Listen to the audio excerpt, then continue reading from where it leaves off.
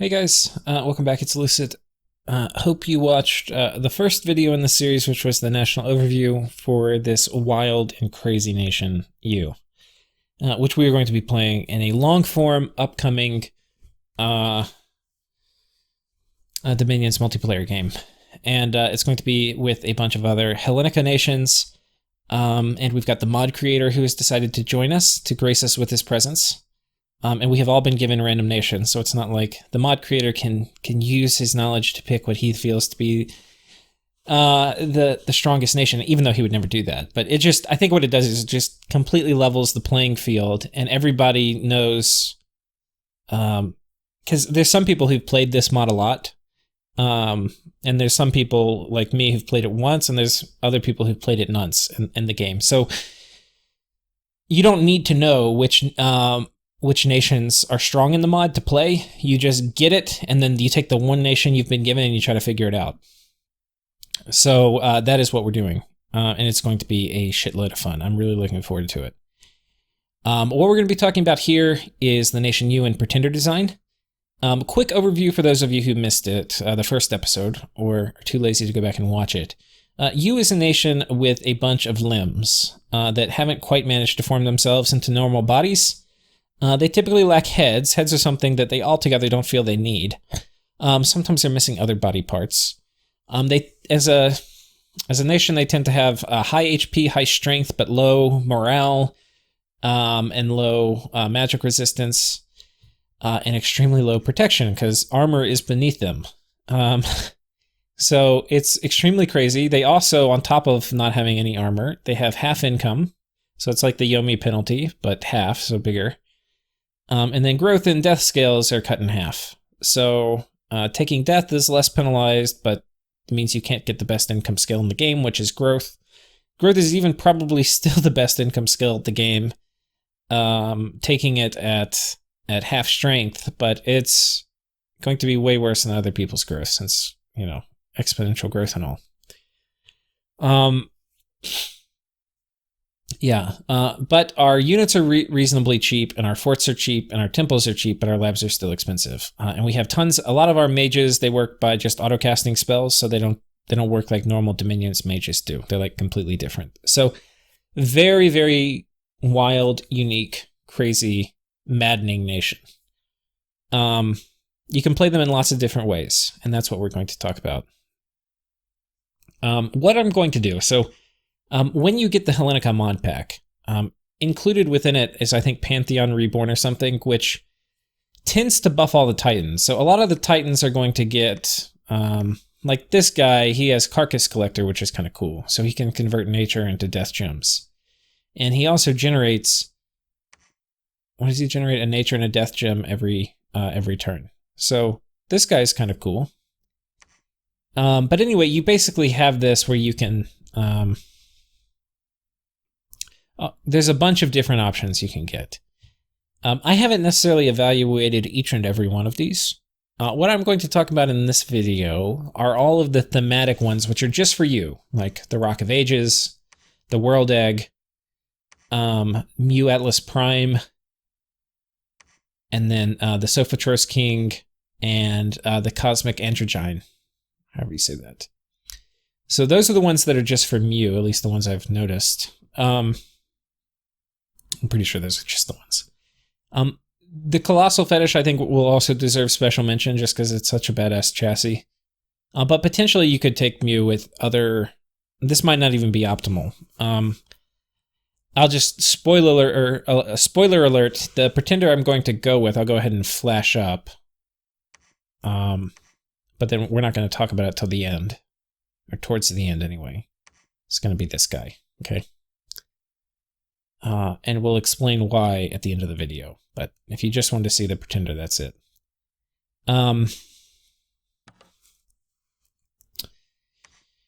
Okay, so how do we think about the nation? One of the first questions you have to ask is, can you play this nation pure scale? So could I go like Imprisoned Rainbow or something like that? And that means you don't have an Awake Expander to help with expansion. You only use national troops, and you don't really have much of a Bless. Or if you have a Bless, it's just what you get from Imprisoned Rainbow. I've tried it a little bit. I think if you want to try it, things that I can tell you are good, these war boulders are really good, but you can't mass them very quickly because there are 100 resources. So even, like, you only get 1 per turn. Once you clear your cap circle, you might be able to get 2 per turn. So not a lot.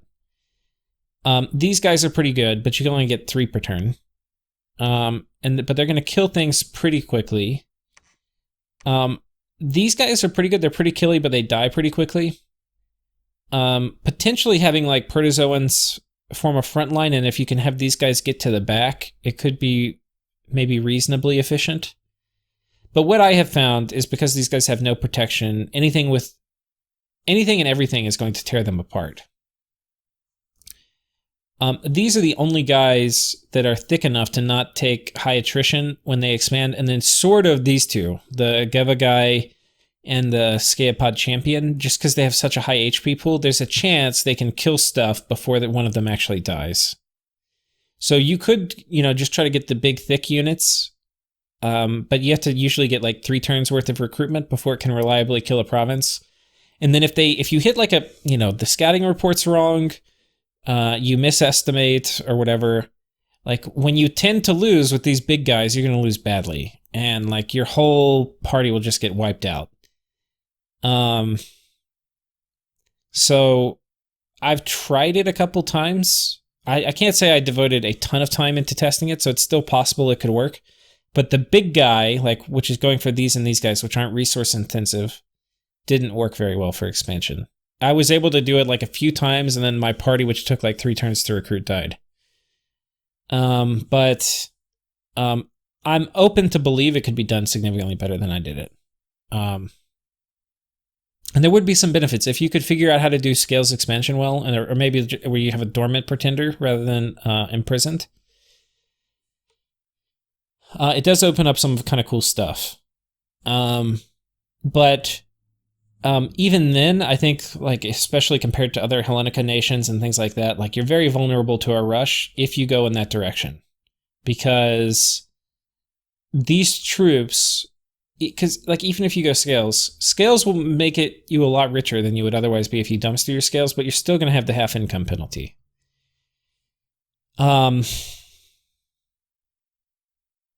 Yeah, so I'm not sure. Very unsure. I mean, there's some interesting things you could try, like a mix of just Geva Guy with a bunch of protozoans to clog things up while these guys beat stuff to shit and hit them with Fear Aura. Could potentially work. I'm open to the idea that it's possible. I'm very open. And something like that would be cool, because if you're only making Geva Guy chieftains out of your capital, you're going to get a lot of these that convert into their better form later. So, potentially could work. Potentially could work. Okay, so what else? The other way to play is, of course, with Sacreds. Now, there's basically 2 ways to play with Sacreds. One is you just rely on the Dancer of the Foot. So you can go for a cool Bless, and then you can have these guys running around expanding. If you go for an Awake, which I think you probably could... Okay, you could, I think, do an Imprisoned Rainbow that will have a Bless good enough that makes these guys capable of expanding. You're going to have a very slow expansion, though. And then you're going to be a little bit in the struggle when these guys... your mages are slow to recruit. So, I mean, you could do it where every 2 turns, you get one of these mages out, and then they'll lead a party. And then you could mix in... or you could do every 3 turns. The problem is, you start getting too many of these guys, and these guys are only Holy 1. They have trouble blessing them all, and if one of these guys doesn't get blessed, they're pretty squishy on their own. So, and you need a pretty good bless for the Dancers of the Foot to not take attrition, especially from arrows and stuff like that. Just going straight defense, which would be pretty good in melee, is not going to save them from archer fire and stuff. So, I haven't gone through all the different permutations of the blesses and which ones would work for expanding, but I believe it could be possible to do an Imprisoned Rainbow and then expand somewhat respectably with these guys. But you're probably, will you win your first war doing that? I don't think so. I think it'll be hard. But it's possible, and I'm not going to pretend like I have this nation fully understood and all the different permutations of the way you can play it. The other way to play it is going to center... Well, there's going to be two other ways to play it. One of the ways to play it is you get a god who can expand, and you have a lot of gods who can't expand. You can get this guy, the Rock of Ages. He's 25 protection. It's going to be even higher. If you get High Earth, he's going to be like 30 something. And then he's going to trample and just fucking roll over things. And then even if there's stuff that he can't roll over, he will just hit it for 41 damage. So he's pretty effective. Pretty effective. 22 map move. He's amphibious too, so he can take all your lake provinces, which is pretty nice. So one option is you take an expander. There's, of course, many expanders you can take. I'm actually not even sure if I would like taking him as an expander. He doesn't, aside from just being thick and starting with High Earth and High Dominion, he doesn't offer too much. I mean, he does Curse of Stones at the beginning of battle, but that's kind of a shitty spell. I mean, if you're really High Earth, it will do it, I think, with the Earth bonus, but I could be wrong. Where you get more penetration, but... this is what the guy in our Trilliac series played as, which he had like 10 minutes to pick what he was going to do for his Pretender. So props to that guy for playing you with like 10 minutes notice. But yeah, so you can do an expander. You can obviously get any of the true expander chassis down here. And then if you take an expander, you can get an Incarnate Bless, which is going to be pretty good. The one that I was really tempted to do was like a Fortitude Blood Bond regeneration bless on the Colossal Fetish. And then he can expand, obviously, very easily with this bless. He's inanimate, so I don't think he's going to benefit from the regen part, but he also doesn't give a fuck. Because he's going to be like high 30 protection with Fortitude. So anyway, but yeah, this also is going to, this bless will allow Dancers of the Foot to do really well. So you can basically use this guy and then have Dancers of the Foot and expand, and this you'll have very easy expansion. And then this guy's a badass. He's got some of the best tags in the game, like Innate Caster's very, very good. And then he's Mindless, which is also a very good tag to have almost all the time. And then he's got Affliction Resistance, which is nice too. So, and he's, yeah. So anyway, he's very good. I think that's definitely an option. I really was like, should I do it? So those are, I think, the two expander chassis I would look at. This guy can also be an expander chassis. He kind of needs armor, though, to be an expander chassis, depending on the bless you take. If you do select him, you can also get Fortitude Regen as your bless, but you probably won't get the Blood Bond. And they have weak MR, so you could do something like a Magic Resistance bless with Fortitude and Regen. And then we'll talk about scales kind of in general for this nation later, but I'm not going to do it as we talk about each Pretender chassis. But something like this, and again, this will allow the Dancers of the Foot to do okay, but the Blood Bond, you're going to have much higher attrition, so you'll need bigger squads. What's the good thing about this guy? He spreads Dominion really well, and he's immortal. So it does take 3 months for him to respawn, but he's obviously going to be pretty scary with, look how many item slots he has. Think about all the miscellaneous items you could put on him. You know, Flying Shield, Anti-Magic Amulet, Lodestone Amulet, Ring of Regen, Boots of Quickness, Pick Your Armor, Armor of Knights, Vine Shield, Shock Shield, Frostbrand, Bloodthorn, it can get crazy. So this guy could be a huge badass. What's the problem with him? Well, there's a few problems. One is he's astral. So going something like this is a bit tricky because then it's like, well, fuck. I can just get magic dueled, and the whole reason you get him is to use him as a super combatant, potentially, and he can magic phase as a super combatant. So then you might be like, okay, well, fuck it. We're just going to go 10, and then we're going to do Ethereal. But then this is really expensive, because you're also going to have to get this. So then to do something like this, I think you might not even be able to afford this. Yeah, this you could do, but only if you go dormant. But then you're like, okay, well, if I can manage scales expansion, then I can have this guy pop out the end of year 1. And he will murder shit, because now he's truly a super combatant. You don't have to worry about magic duel. You've got some late game options with Wish. This guy can probably solo kill armies, especially if you put some decent gear on him early in the game. It's also going to be really, really good bless on your Dancers of the Foot. The problem is you're stuck with like the question, how do you scales expand, right? Because you have so you're gonna have you'll probably be at like 9 provinces, because you're gonna have to be really conservative in how you expand. So you're gonna be counting on winning that first war. But you know, you could potentially catch up.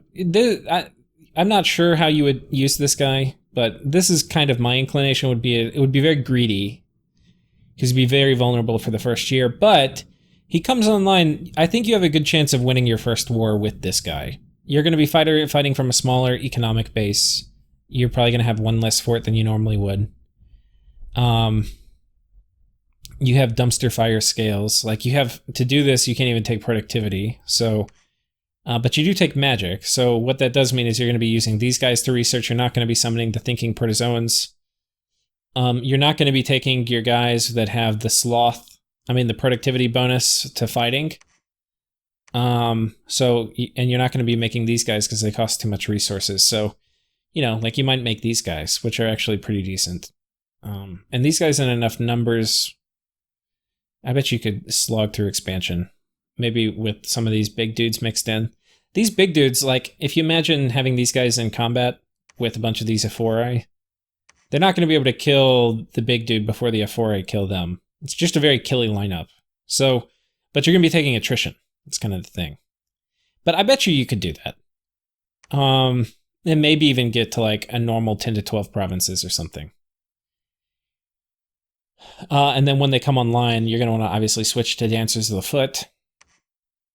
And then this would be a pretty gnarly bless. Once you can get this on all your protozoans too, it's going to be pretty good too, because like you imagine your little feet everywhere with ethereal. They've got reasonably high defense, so they're going to dodge a few of the attacks with defense, and they're going to dodge a lot with ethereal.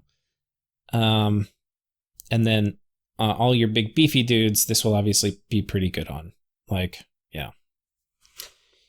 So that's that guy. We're going to do the pretender I'm going to do last, but yeah. Next, I think we'll talk about, speaking of scales expansion, pick the World Egg. The World Egg is an extremely expensive chassis. It's 360 points. Compare that to the Rock, which is 210. Compare that to the Mu Atlas Prime, which is 200. Compare that to this guy who's 220. Compare that to this guy who's 160. He's wildly expensive. Now, why would you get it then if it's wildly expensive? Well, you get a free Angel Egg at the start, so that's like a bonus 100 Earth Gems right at the beginning. If you get this guy, because you can get an Angel Egg year 1. So if you take this at the end of year 1. So if you take this guy, you probably want to get him awake, is the thing. Because you're going to get a lot of the benefit of him from that early Angel Egg, and starting that Angel economy earlier than you otherwise would. The problem is you can't... The bless for this guy is a little weird. It's not a great expander bless. There's a few things I've seen mentioned which are kind of funny. One is you do like Twist Fate, and then you stack Strength of the Flesh, which each one of these is +2.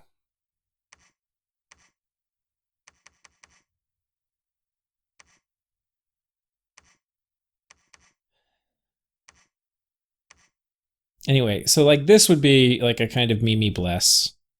And you could go dormant or awake probably. Oh, this is trashing all your scales though. So, but for this guy, you don't need the magic. You would actually probably take productivity.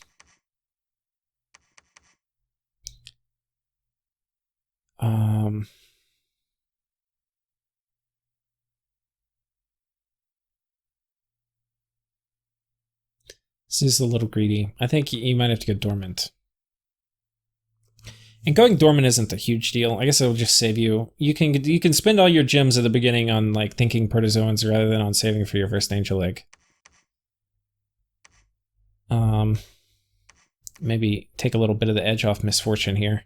So you could do something like this. There's another benefit to the egg, which is they can cast Wish at any point in the game. They basically start off with an egg-only version of Wish able to be researched. It costs 100 pearls, but if you have a bunch of other gems, which you can't use, because it's actually hard to use non-earth gems as you can just alchemize them into pearls and then wish for stuff. Which is, in my opinion, one of the best. It's what, like, every time I was like, oh, the egg's never worth it. I come back to that and I'm like, well, the egg might be worth it. But you have to make huge sacrifices. Huge sacrifices. Like, this bless a little garbage. Kind of hilarious. I mean, you can get by, because I've seen some screenshots of, like, protozoans killing huge amounts of, like, just the little shitty feet, because the feet will get plus 10 strength, so now they're going to be kicking for, like, 14 instead of 4, so they can actually kill things. And then Twist Fate will make them, you know, not immediately die, just die shortly thereafter. So I don't know, that's a kind of Mimi Bless. The other thing you could kind of do, I think I have enough, we'll just pull some of these up. Ultra Greed, Dormant, you can go Ethereal Blood Vengeance. This would probably be a better bless, because you could also have your protozoans with a bunch of, or with Blood Vengeance on them. They would be better, especially against mages. And then Ethereal is going to be better on your super combatants and higher tier troops. And later when you get like the Mew Atlases who can bless everything, getting Ethereal on them I think will be better than getting Twist Fate. But you can see we get magic, and then we get a little bit of productivity, and then we had to go dormant. So, could you win your first war with this? Yeah, sort of. I mean, your Dances of the Foot are going to be okay with this, and you're going to be able to get some boulders out. I don't think you're going to be a powerhouse, though, early. So it is very greedy, but it's less greedy than maybe other things. Then we have the Bloodied Egg here, which is Blood Vengeance and Magic Resistance, where we don't... this actually is 4, because some I didn't mention, but almost all the U National Pretenders, they get -2 to paths, except for the Rock of Ages, and it literally has no paths. So like if I click on the Rock of Ages, he's actually Earth 8, but you see 0, because he has a -10 built into his chassis. So he can never cast spells. He just sits there and smiles and rolls over things.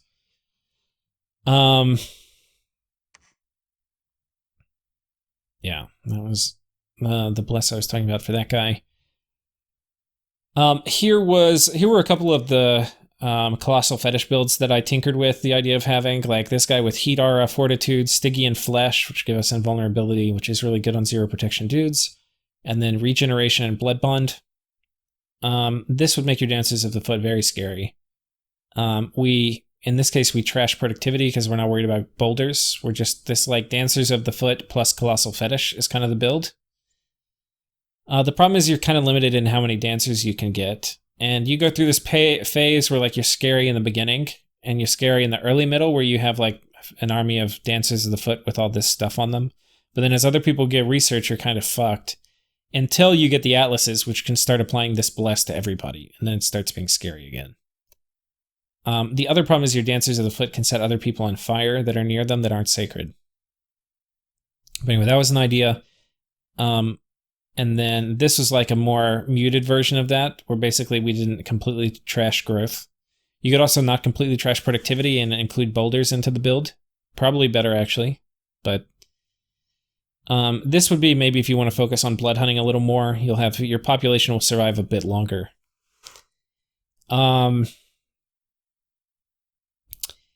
And I think that is it for the builds we did not take. And now it is time to talk about the build which we are going to take. And the build which we are going to take is wildly powerful early. It is the opposite of greed. It is, fuck you, I'm strong. And it is getting the Mew Atlas Prime. Now, what is special about him? Well, he has this Blimey Keystone, which is going to do 2 things. It's going to cast Echoes of Mew at the beginning, which is going to bless everything, whether it's sacred or not. And it's also going to cast, or not auto cast, but it will allow him to cast Apocostasis or whatever every turn in combat, which is an AoE 1, and it happens twice as fast as a normal. So basically you do it twice per round. AoE 1 Paralyze. And it's not a normal paralyze that like paralyze. It's not like a Mind Blast paralyze where you're paralyzed for a turn. It's like knock you on your fucking ass paralyzed, like you're paralyzed for 30 turns. So, you want to send super combatants against this guy? Okay, you're going to have 2 paralyzed attacks coming in every turn. Or like an elite army of, you name it. You're going to be getting paralyzed like a motherfucker. So there's that. He also generates 2 Earth Gems a turn. So even though we're not getting an Angel Egg, the World Egg Pretender, we're getting 2 Earth Gems a turn, which is going to accelerate the time we get our first Angel Egg by a good bit and allow us to start. So while the Pretender design is going to be very not greedy, we're going to be very strong in the early mid game. We're going to do some things with it that are greedy, like get an Angel Egg, because Angel Eggs have like a pretty fucking long payoff time. There's a lot you can use those Earth Gems on a lot of other things early, which are going to pay off sooner. He also has Awe, which is kind of good if he gets in melee. He's a big beefy boy. He hits really fucking hard, so he's a super combatant in his own right. Especially if we put gear on him. He's super combatant tier. The only problem is he doesn't have armor. But yeah, it's probably okay. You can see he's missing a torso. He goes straight from legs to shoulders. No place for body armor. Anyway. But with Iron Skin on him, which we can get reasonably early, he can be super combatant tier. That said, we're not really going to want to be putting him, I don't think, in a super combatant role early. We don't need to. The main thing we want him for is to not die and to bless everybody. Things he can do that are fucking nuts. He can bless province defense. Need I say more? Means anywhere you attack me, I can do a PD dump and then move this guy in, and he's going to bless the entire fucking province. So now you're going to be fighting like whatever bless I take times like 100 dudes that just spontaneously appeared in one turn. Or like heavy, like let's say I've got Bone Tribe in that province, right? And I put a huge fucking bless on Bone Tribe. Like what the fuck are you going to do about that?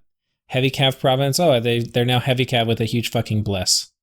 So that's one thing. He can also, I can put shit, like stuff that would be horrible in an army, but they're good with a big bless on them. So what are we're going to take the God of You. We're going to do the Blood Bond Regen Bless. And Fortitude. The reason is we can kill stuff, but we die so goddamn easily. Expansion is actually a problem. Taking things without losses in general is a problem. So we're going to fix that and then some. And we're going to go Fortitude, Regen, Blood Bond. And this is going to shift us from being just trivially easy to kill to extremely, extremely hard to kill. We're still going to be vulnerable to some things like super combatants if we don't have our own super combatants in place. We have a fair amount of anti-super combatant measures we can put in our doom stacks, but it is kind of a vulnerability to not getting a killy bless. But like I said, this guy can do paralyze like right off the bat. So anybody coming into this like main doom stack is going to have to deal with like two AoE 1 paralyzes a turn. To pay for this though, it's going to cost us damn near everything. We're going to keep productivity because you can imagine boulders, which I talked about, which are really good. They have that really good 40 protection shield, which has a very high parry value. You take that, you put this on them, pretty solid. Oh yeah, no, we're not taking growth. Luck, nope. Magic, we'll take, no, we're not going to take magic. Yeah, this costs you everything. So this is what we're going to do. We're going to take him awake.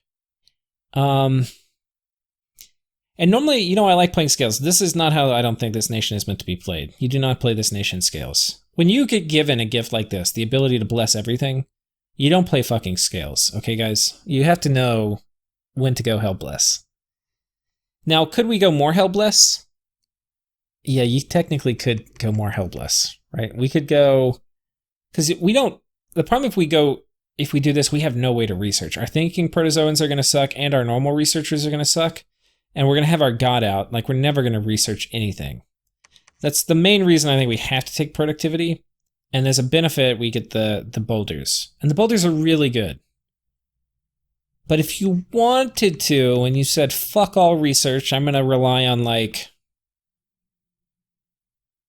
I don't know, a bunch of, like, 3 RP slow to recruit mages, and we're going to brute force our way into some very low level tech. You know, you could do this and then pick up something else. I'm not even sure what I would get. What would I get?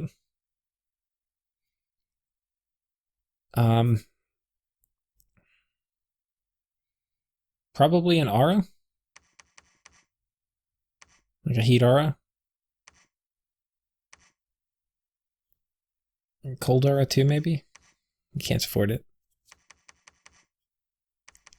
Oh, we have cold vulnerability. It might be better to get it. How much does the cold aura give? I think it gives 10.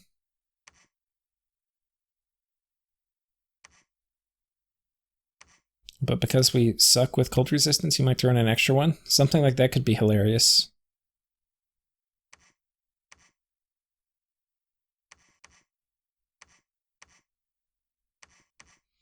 Yeah, I mean, that's something you could do as, like, complete meme bliss. Thing is, I don't think it's worth having a chill aura and then getting rid of your cold resistance. I mean, this would actually be kind of nice to get rid of your cold resistance, but it is not, I do not think, worth the sacrifice of productivity. This is going to kick you in the dick for research, and you're a nation that you actually need the research. So, anyway, the pretender we are going for, to put it up and talk about it one last time, is this guy. We have named him Muse Your Daddy. Oh, wait. I better not. Oh, no. Muse You Daddy. Come on. I didn't do that one.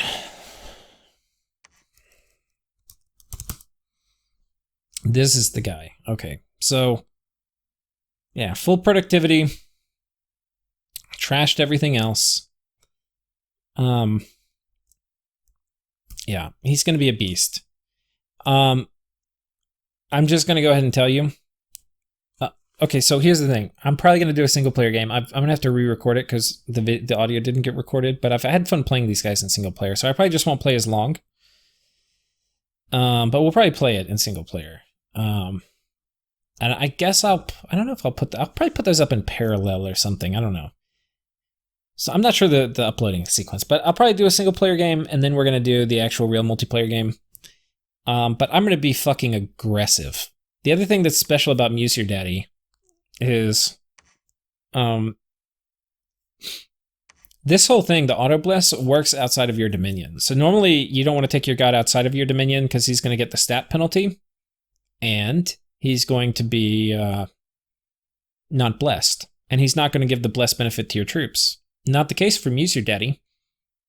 We're going to roll Muse Your Daddy with a big fucking army on top of somebody's turn cap while other people are just thinking about finishing expansion. We're going to be at 2 cap. Our year 1 expansion is going to include some unfortunate victims cap. So buckle in, get ready for a wild and crazy ride in this Hellenika game. Take care.